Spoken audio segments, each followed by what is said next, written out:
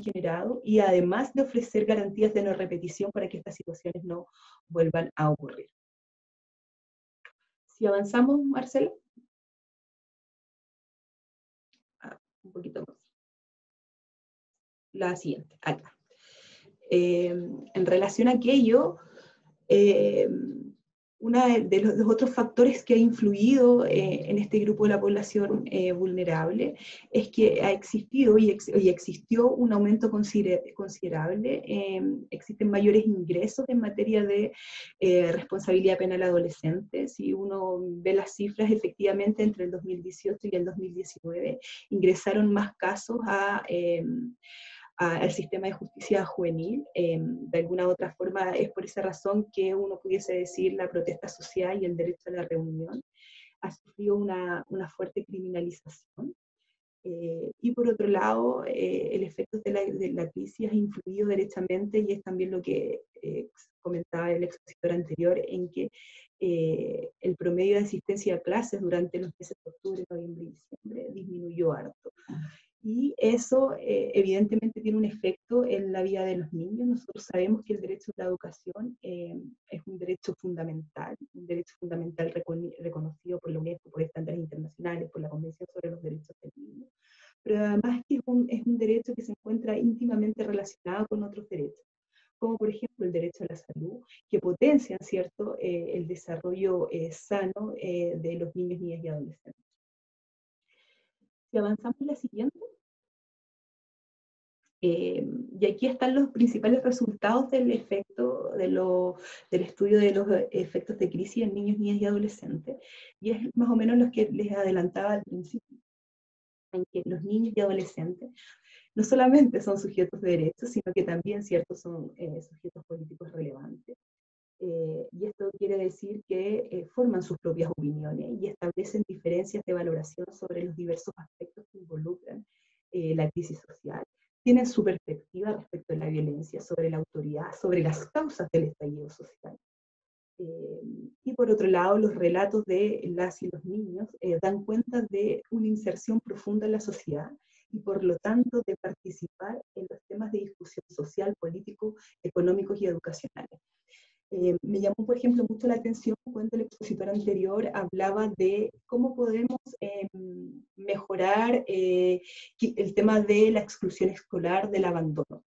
Y una de las cosas que yo creo que es importante considerar es que dentro de la comunidad educativa estén los niños. Dentro del momento en que determinamos políticas públicas que vayan a afectar a este grupo vulnerable, estén los niños.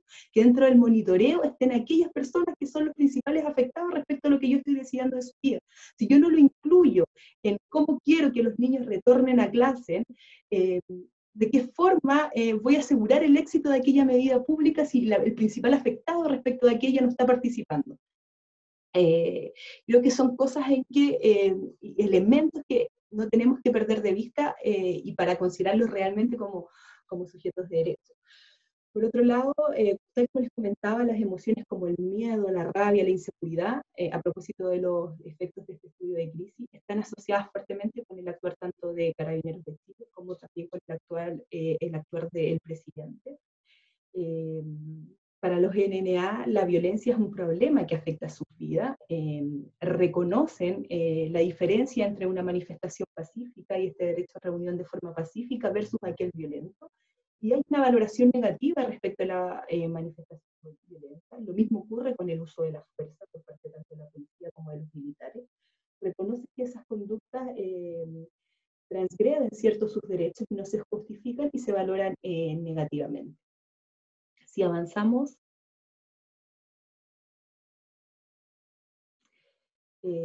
esto sin duda ha afectado la salud mental de niños, niñas y adolescentes. Ya actualmente aquí los principales oyentes que vienen del área de salud saben perfectamente que en Chile no existe una política pública única que ponga al niño como centro de aquello. Y por tanto, la crisis social que ha generado y que ha afectado la salud mental de niños, niñas y adolescentes ha generado sentimientos como rabia, como tristeza, como miedo, y aquello aún no ha sido abordado desde el Estado. y que lo que debiese hacer es abordarse efectivamente y asegurar aquellas medidas para que estas situaciones no vuelvan a ocurrir. ¿Cuáles son las expectativas de los niños hacia el futuro y de los adolescentes? Es evidentemente recuperar de alguna u otra forma esta normalidad que fue interrumpida por la crisis social, el fin de la violencia, y que lo que se está gestando efectivamente cambie y mejore su situación. En relación a lo que fue la exposición de violencia, la experiencia fue identificada tanto por niños como por adolescentes, pero es mucho más proclive respecto de las y los adolescentes. Y en relación de los últimos, uno de los últimos, los efectos de la crisis que nos parece que es importante que el día de hoy lo traigamos a colación, es que es importante el acceso a la información. Falta, nosotros podemos ver, incluso en las mismas cifras que da el Ministerio de Salud a propósito de la pandemia, hay una invisibilización de la adolescencia, hay una invisibilización en términos de atención de la adolescencia.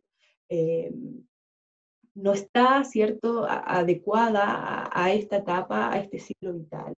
De hecho, recuerdo que uno de los primeros requerimientos que llegó a la Defensoría el año 2018 fue precisamente un padre que dice, mi hijo por tener 16 años en términos de atención ya es adulto. Y yo siento que como papá se está invisibilizando una etapa. Y es así. De hecho, una de las recomendaciones de la Asociación Pediátrica es precisamente que en términos de atención, esta etapa sea reconocida como tal. Si avanzamos, Marcela. Bueno, y como me parece también importante que no solamente es cierto como dar cuenta de un estado tanto normativo como de lo que nosotros hemos visto como Defensoría, sino que también contarles un poco qué es lo que ha hecho la Defensoría a propósito de estos grandes nuevos críticos que el día de hoy he compartido con ustedes. Por un lado, hemos desarrollado una propuesta metodológica de participación donde acoge todos y cada uno de los principios que comentábamos antes, esto de que sea una participación voluntaria, que sea respetuosa, que sea accesible, que sea inclusiva.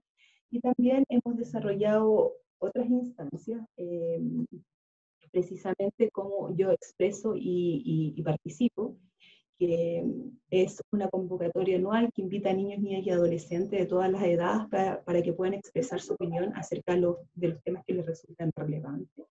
También hemos desarrollado el estudio de opinión de niños, niñas y adolescentes, que es el que yo les comentaba.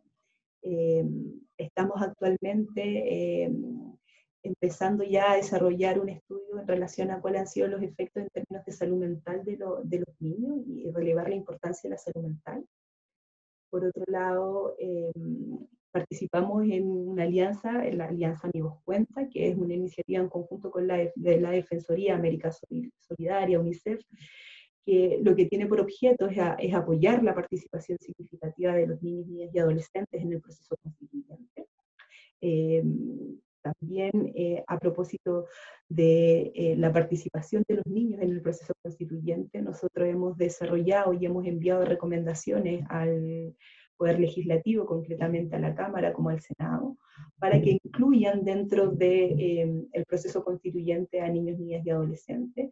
Uno si revisa la experiencia internacional en otros países, incluso aquí en Latinoamérica, los niños a partir de los 14 años tienen posibilidad de participar en procesos constituyentes. Y si nosotros lo vemos acá en Chile y hacemos una comparación, por ejemplo, en términos de responsabilidad penal adolescente, nos damos cuenta que los niños son responsables penalmente a partir de los 14 años. Sin embargo, no se les considera capaces para emitir el derecho al sufragio. Eso evidentemente genera una dicotomía que hay que abordar, que no puede ser que para algunas cosas o para algunas situaciones sí sean responsables penalmente, pero para emitir la opinión y ser un grupo de la población importante no puedan, ¿cierto?, expresar su derecho a participar y a decir lo que les estimen conveniente. ¿Si avanzamos? Bueno, eso es lo que yo más o menos le conversaba en relación a las recomendaciones que hemos emitido y también a los estudios que hemos desarrollado. En la siguiente lámina, me parece como ya para ir concluyendo, que creo que ya estoy así como al límite en el tiempo, Hay desafíos importantes que tenemos como Estado. Existen obligaciones que son positivas para el Estado de Chile, también para la sociedad, para la familia en su conjunto, pero el principal obligado es necesariamente, ¿cierto?, el Estado. Sin duda, el inicio, ¿cierto?, de un proceso democrático como el que se está viviendo es histórico para el país, que debiese ser una oportunidad para incluir activamente a los niños, niñas y adolescentes. Las y los adolescentes han instalado temas relevantes en el país que si quedasen fuera de la discusión sería de alguna u otra forma un retroceso en términos de reconocimiento como sujetos de derechos. Para la Defensoría de la Niñez es imprescindible el reconocimiento de la participación de los niños. La experiencia empírica, tanto a nivel nacional y internacional, ha demostrado que los adolescentes no solo tienen habilidades para desenvolverse, ¿cierto?, en espacios de participaciones formales e informales, sino que también tienen una fuerte conexión con los problemas sociales que viven tanto sus familias, amigos y la sociedad en general. Por otro lado, el reconocimiento del interés superior del niño, que yo hablaba en algún momento al principio de la presentación, como un principio de orden constitucional que garantice la efectividad de los derechos, eh, como un principio guía para el propio legislador, es fundamental para avanzar a esta concepción de sujeto de derecho y no objeto de protección. Eh, Creemos que es fundamental el reconocimiento de un principio que lo pongo entre comillas, de no regresividad en materia de derechos y garantía de los niños, niñas y adolescentes. De manera tal que el Estado no elimine, reduzca ni disminuya los niveles de protección alcanzados, sino por el contrario, avance hacia aquellos que son mayores y mejores garantías para los niños. Y aquello es fundamental que vaya con una partida presupuestaria, o si no, seguimos, ¿cierto?, sacando estas leyes que son más bien declarativas y no que garanticen los derechos propiamente tal. Por otro lado, la igualdad ante la ley es fundamental. Hoy en día, por ejemplo, y ahí les comento en algunos casos que nosotros recibimos como Defensoría de la Niñez, eh, el hecho de no tener una institucionalidad única y que tengamos distintas leyes y todo segregado influye directamente en el ejercicio de los derechos y en la igualdad ante la ley de los niños. En materia de representación jurídica, hoy en día sabemos que solamente se asegura en materia de familia y en algunos casos, y respecto de algunos programas en términos penales. Eh, no tenemos una institucionalidad única, sino por el contrario está todo segregado, toda la política pública, ¿cierto?, que se ha generado respecto a la infancia ha tenido eso, y eso influye efectivamente en que los niños no puedan ejercer sus derechos de forma real y en igualdad de condiciones. El reconocimiento, por tanto, constitucional es fundamental. Yo creo que aquí hay dos temas que son que no se pueden desconocer, que por un lado, y que dice relación con los efectos de la crisis y ahora de la pandemia, que han agudizado las vulneraciones de derechos que nosotros ya habíamos visto como Defensoría, que no se puede perder en foco lo que es el derecho a la educación, la exclusión escolar, y así también lo ha señalado también la OIT y UNESCO, que eh, eso influye directamente, incluso puede haber un aumento de trabajo infantil, lo que es bastante preocupante. Y lo mismo con términos de el derecho a la salud mental.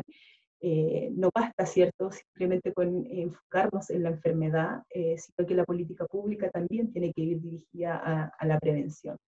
Y el tema de que no se garanticen, ¿cierto?, y no tengamos políticas actuales de prevención, responde de alguna u otra forma en que siempre el Estado está llegando tarde y de forma reactiva a aquellas vulneraciones de derechos. Finalmente, y eso ya para ir terminando, el derecho al debido proceso, el derecho a la salud, el cuidado sanitario, eh, es lo mínimo que como Estado tenemos que garantizar. Existen, como yo les contaba al principio, los derechos humanos son interdependientes, pero me parece que el derecho a la salud y el derecho a la educación son derechos que de alguna u otra forma facilitan una sociedad y un cuidado de bienestar respecto de niños, niñas y adolescentes. Esa ha sido mi presentación. Muchas gracias.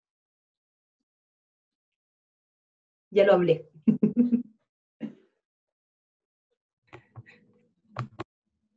Muchas gracias, Janina. Realmente sintetizaste una cantidad de información, de investigación y todo, que se agradece enormemente, y la rapidez con que fue transmitida. Eh, Se agradece, y yo quería hacer un par de consultas en relación a la temática, porque tú misma planteabas dentro de uno de los ejemplos que tú habías tenido un papá que planteaba que a los 15 años efectivamente tenemos en nuestro país una dificultad con la edad límite, ¿no es cierto? Porque si hablamos de la Convención de los Derechos del Niño se define todo menor de 18 años, y eso fue establecido el siglo pasado, que en el lenguaje actual hablamos de niños, niñas y adolescentes, que es nuestro lenguaje más actual, ¿no es cierto? Y desde ese mismo punto de vista, en esto de los avances, hay muchos países que en este dilema de dónde está la Convención de los Derechos del Niño, si está a nivel constitucional, está a nivel supralegal, está a nivel legal, o dónde está ubicada, hay países en los cuales ya la han ubicado explícitamente a nivel constitucional, es decir, qué sé yo, Brasil, Colombia, Ecuador, otros países, la tienen incluida muchos aspectos de la convención más a nivel constitucional, de donde por lo tanto todo lo que sigue en posterior, legal, reglamentos, etcétera, están bajo ese paraguas. Pero en nuestro país, en la actual constitución, eso no es así. No está en forma explícita todo lo que es la protección o el derecho o el ser sujeto de derecho. Yo quería ahí consultarte un poco cómo ves tú este tema, ya que estamos en este proceso de cambio constitucional y que hay que impulsar cosas que son importantes, ¿cómo ves este tema en relación a eso? Y en segundo lugar, ¿cómo lo ves en forma concreta la participación de los jóvenes? Porque ya no se ha autorizado hasta aquí que ellos puedan votar siendo mayor de 16 años, que habría podido ser una forma, que una postulación que hizo la Defensoría. Quizás tú me puedas hablar un poquitito de eso. Sí, bueno, efectivamente, Claudia, nuestro ordenamiento jurídico, a través del artículo 5º de la Constitución, reconoce que los tratados internacionales y les da un rango constitucional, pero efectivamente hay otros países que le dan un rango que es supraconstitucional. ¿Entienden, cierto? Porque cuando hablamos de tratados internacionales estamos hablando de derechos humanos, que es lo que yo les comentaba al principio, que ninguna norma de carácter interno podría estar sobre el derecho internacional, porque es la que nos guía a nosotros respecto del actuar y de la norma interna. Y mucho menos en nuestra Constitución tenemos algún tipo de relación con la Convención sobre los Derechos del Niño. No hay un reconocimiento expreso de que los niños sean sujetos de derecho. Que todo esto se ha tratado a través de los fallos de los tribunales superiores de justicia, pero que han hecho de alguna u otra forma una interpretación armónica del derecho internacional junto con el derecho interno. Pero lo cierto es que eso es como si uno da o corta la llave, o sea, si te cambia la sala de algún tribunal o de la Corte Suprema, esa lógica que hasta el momento al menos ha ido evolucionando hacia esta concepción del niño como sujeto de derecho. Lo cierto es que en cualquier momento puede cambiar.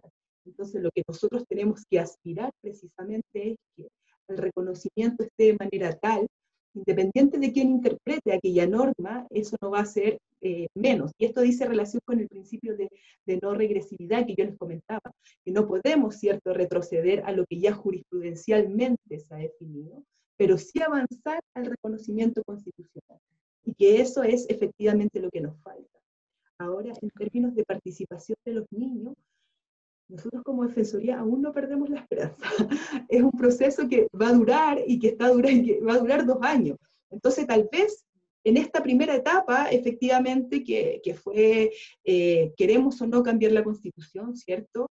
Queremos o no, no participaron los niños, pero existen todavía etapas en que sí efectivamente pueden participar. Y que nuestra idea como Defensoría es seguir insistiendo en aquello. Lamentablemente, bueno, será en otra discusión que yo les pueda exponer respecto a cuáles son las facultades de la Defensoría. No tenemos esta facultad de imperio que tienen los tribunales de justicia, por tanto no podemos obligar a aquellos que están encargados de ejecutar políticas públicas, que de hacer interpretaciones de tratados internacionales, que referirse a un caso concreto no los podemos obligar, lamentablemente. Pero tenemos esta que es una facultad de alguna u otra forma de persuasión, que es una facultad muy bonita porque de alguna u otra forma uno se consolida como un organismo técnico y a medida que también vayamos teniendo más tiempo y que nos vayamos legitimando en nuestra sociedad, precisamente ponderamos a conseguir aquello. Y es la interrogante que yo les planteaba antes y que les decía, cómo los niños son responsables penalmente a los 14 años, pero sin embargo no son sujetos de derecho para poder sufragar. Eso es lo primero que a nosotros nos debiese llamar la atención de esta concepción un poco binaria, que para algunas cosas son incapaces de emitir opinión, pero para otras cosas sí efectivamente son sujetos de derecho y son adultos y están preparados para asumir un estado penal respecto de alguna situación que hayan ejecutado. Yo creo que lo que hay que ponderar es aquello. El proceso constituyente sabemos que es un proceso que va a durar al menos 2 años, entonces creo que a lo mejor en este primer año se ve un poco más complejo su participación, pero sí puede ser de forma indirecta, a lo mejor no consigamos directamente este derecho a sufragio propiamente tal, pero sí participación a través de algún constituyente, a través ya sea de cabildos en que sean representados, que los mismos niños sean los que los impulsen. Creo que podríamos avanzar aquí. No, me parece. Eh, y quizá estamos un poco con el tiempo, pero igual consultarte si alcanzamos que sea cortito, en relación desde el punto de vista de derecho, ¿qué sugerencias tú tendrías al área de salud? Si hay algo que nos puedas comentar, yo sé que es como amplio el tema, pero quizás tocar un poquito el tema, yo creo que sería importante. Yo creo que tenemos hartos desafíos. O sea, hay desafíos en que existe un reconocimiento muy claro respecto a la salud física, pero yo creo que en términos de salud mental es un desafío más que ahora con lo que han sido las crisis y con lo que ha sido la pandemia se ha dado cuenta y de alguna u otra forma por parte de cada uno de los estados, ¿cierto? Ha tomado mayor importancia. Entonces, como primer desafío, considero que integrar una mirada que considere no solamente el abordaje de trastornos en salud mental de niños, niños y adolescentes, sino también, por ejemplo, la promoción de los mismos. Es cuando les comentaba de que lamentablemente como Estado estamos llegando siempre de forma reactiva. Nuestros ojos están puestos en la enfermedad y no en la prevención.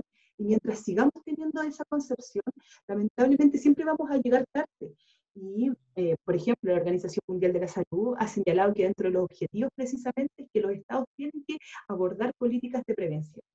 Ahora, en términos, yo creo que eso es como muy grande, a lo mejor muy elevado, pero si lo bajamos como al caso concreto, y de la intervención misma, creo que, por ejemplo, una buena práctica es la comunicación que puede existir entre las distintas personas de salud cuando hacen intervenciones, para evitar la revictimización, para evitar la sobreintervención, tal vez mejorar el tema de las conexiones entre lo que dice, porque el niño no es una cabeza, no es un pulmón, ¿cierto? No es un brazo, el niño es un ser. Entonces, ¿de qué forma a lo mejor desde los mismos profesionales de la salud pueden conectarse con aquello? Si aquel niño tuvo una intervención en el ámbito psicológico, después neurológico, después pasó algo en términos físicos, que eso estuviese conectado, yo creo que la intervención y la calidad de aquello que están realizando podría mejorar mucho. Creo que eso, y ya vas así como de cada uno de los profesionales, eh, me imagino que después de haber escuchado un poco, se pensarán, en algún momento yo le he preguntado respecto de qué te parece en relación a este diagnóstico, cómo vas a asumir esta intervención, o simplemente le decimos, mira, sabes que esto es lo que tienes que hacer y listo. Lo integramos, le comunicamos de la misma forma que a un adulto. Creo que son, después a lo mejor de esta conversación, de este espacio, de esta reflexión, si se logra que cada una de las personas que hoy día nos está escuchando pueda poner el acento en que efectivamente es un sujeto de derecho y que respecto a lo que yo creo que la intervención que requiera lo puedo integrar en ese diagnóstico, yo creo que con eso hemos avanzado un 1000%. No, fantástico. Yo creo que efectivamente hay temas, como dices tú, más sistémicos, de soluciones más generales y cosas más específicas. Francisca, estamos ya con el tiempo, parece, ¿no? Sí, no, quiero agradecerle a Yanina por su excelente presentación. Espero que sigamos trabajando conjuntos, tanto los Sí, feliz. como por las otras instancias que tenemos de trabajo. Así que No, Muchas pues. gracias a ustedes por la oportunidad y también por poder compartir todo lo que hemos aprendido como institución en estos 2 años que llevamos implementando y de alguna u otra forma también todas las retroalimentaciones que puedan existir, los aportes. El día de hoy los oyentes son la primera línea que yo les llamo. Son los que primero pueden detectar algunas situaciones que muchas veces ni siquiera están siendo detectadas en la casa. Entonces creo que relevar la participación de las mismas personas puede ser fundamental. Quizás para cerrar, Janina, ¿podrías tú decir cómo la gente podría contactarse con ustedes y de ahí Sí, cerramos nosotros? sí, bueno, nosotros tenemos la página web que es de la Defensoría y si detectan algún tipo de... Nuestro foco evidentemente son las vulneraciones de niños, niñas y adolescentes y también tratamos de actuar desde la política pública. Así que si detectan alguna situación o requieren algún tipo de orientación o de alguna charla o algún trabajo en conjunto, lo pueden hacer directamente a través de nuestra página. Tenemos 2 formularios y se pueden contactar. Tenemos una respuesta récord en términos de funcionarios públicos que nos comunicamos entre 5 días hábiles, así que somos bastante rápidos en ese sentido. excelente. Ya, pues muchas gracias, Janina.